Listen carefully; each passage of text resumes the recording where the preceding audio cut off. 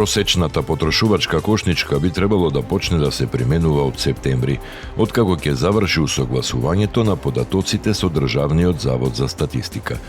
Заменик министерот за економија Маријан Ристевски изјави дека методологијата веќе е прифатена од Економско-социјалниот совет и нагласи дека оваа кошничка не е замена за минималната потрошувачка кошничка, што ја објавуваат синдикатите.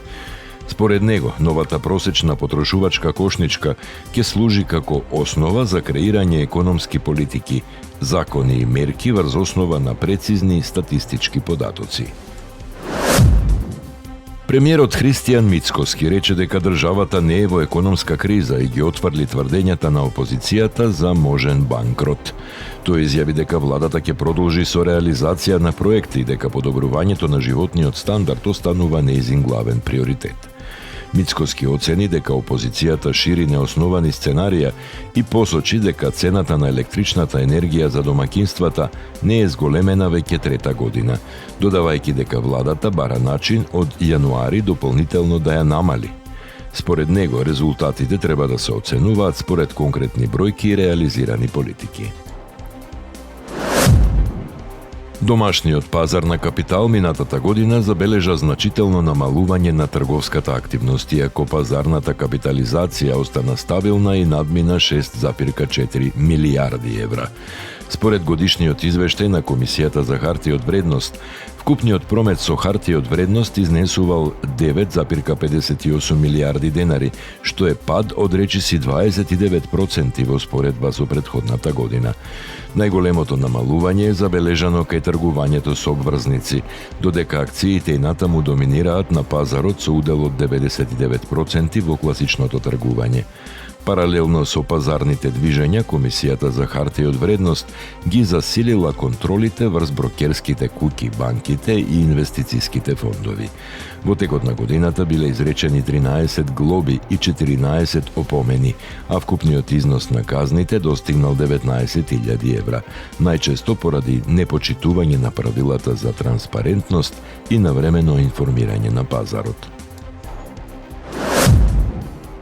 100 најпрофитабилни компании во Македонија минатата година оствариле вкупна добивка од 881 милион евра, што е за речиси 120 милиони евра повеќе во споредба со претходната година.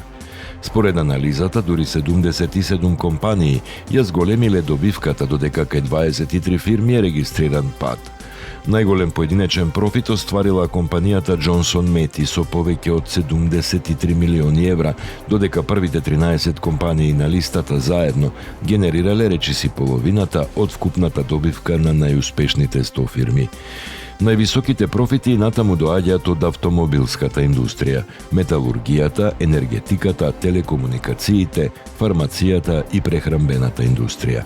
Анализата покажува и дека високите приходи не значат секогаш и висока добивка, бидејќи дел од компаниите со голем промет не успеале да се најдат во самиот врв според остварениот профит. Српското обвинителство за организиран криминал покрена постапка против 4 лица осомничени за изработка и продажба на лажни дипломи и уверенија. Според истрагата, групата во подолг временски период изработила повеќе од 120 фалсификувани документи, меѓу кои дипломи, сертификати и уверенија од средни училишта и факултети.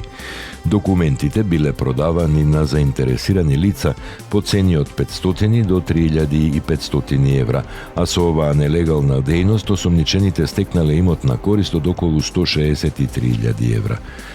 Српското обвинителство соопшти дека дополнително ќе проверува дали фалсификуваните дипломи биле користени како вистински документи, а доколку тоа се потврди, ќе биде побарано нивно поништување. За еден од осомничените е предложен притвор, додека истрагата за целиот случај продолжува. Лекари во Србија успешно вградија вештачко срце кај 13 годишен пациент од Сараево, кој боледувал од тешко срцево заболување и чекал трансплантација на срце. Станува збор за механички систем за циркулаторна поддршка, која презема работата на срцето и му овозможува на пациентот да остане во стабилна состојба додека се пронајде соодветен донор. Според лекарите, ова е исклучително ретка и сложена интервенција, а според возраста на пациентот, слични процедури досега биле изведени само во неколку светски медицински центри. Експертите посочуваат дека ваквите операции представуваат голем напредок во детската кардиохирургија и отвораат нови можности за лекување на децата со тешки срцеви заболувања. Успешната интервенција, велат лекарите, е доказ дека современата медицина се повеќе успева да им даде нова шанса и надеж на пациентите, за кои некогаш немало решение. Хемиската индустрија се соочува со најтешката криза во последните 25 години, предупредуваат од германскиот хемиски гигант BASF. Извршниот директор на компанијата Маркус Камит изјави дека високите трошоци за енергија, глобалните вишоци на производи и се посилната конкуренција од Кина сериозно го погодуваат секторот. Според него, матичната фабрика на BASF во Лудвигсхафен работи со загуби, поради што компанијата најавува дополнително намалување на трошоците и реорганизација на работењето. Камит предупреди и на можен нов раст на цените на нафтата доколку продолжат проблемите со испораките преку Ормудскиот теснец, еден од најважните светски коридори за транспорт на енергенси.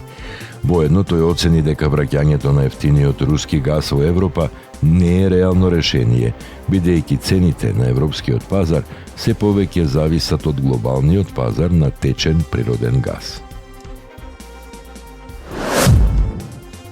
Американскиот председател Доналд Трамп во период од една година пријавил повеќе од 21.000 трансакции со акции и други харти од вредност, покажува анализата на германскиот магазин Шпигел. Според објавената декларација, купувањата се проценуваат меѓу 461 милион и 1,4 милијарди долари, а продажбите се меѓу 138 и 433 милиони долари.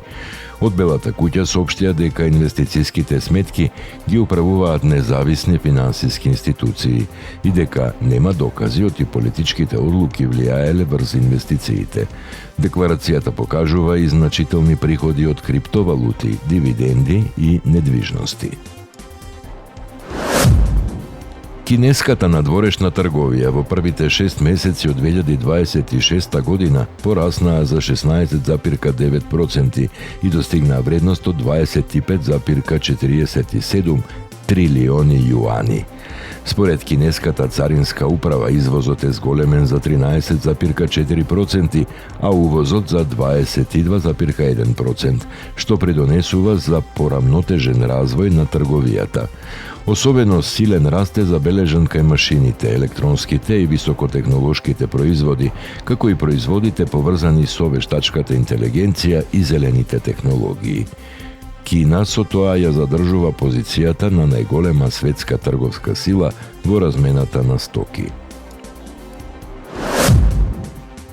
Иранското Министерство за здравство соопшти дека повеќе од 260 лица се повредени во синоќешните американски напади. Според властите во Техеран, 222 од повредените се пуштени на домашно лекување, додека останатите се задржани во болница. Пријавени се и најмалку 2 жртви, а иранските власти тврдат дека во последните напади загинале најмалку 30 цивили. За сега нема независна потврда за бројот на загинатите и повредените, бидејќи конфликтот и натаму е во тек. Демократите во Американскиот Сенат го блокираа предлог законот за финансирање на одбраната вреден 1,15 трилиони долари поради несогласувањата околу воените активности против Иран. Тие обвинија дека председателот Доналд Трамп испратил американски сили без одобрение од Конгресот и без јасна стратегија. Предлог законот не го доби потребното мнозинство за продолжување на постапката, иако традиционално има двопартиска поддршка. Републиканците ги обвинија демократите дека политичките разлики ги ставаат пред националната безбедност, а законодавната процедура продолжува.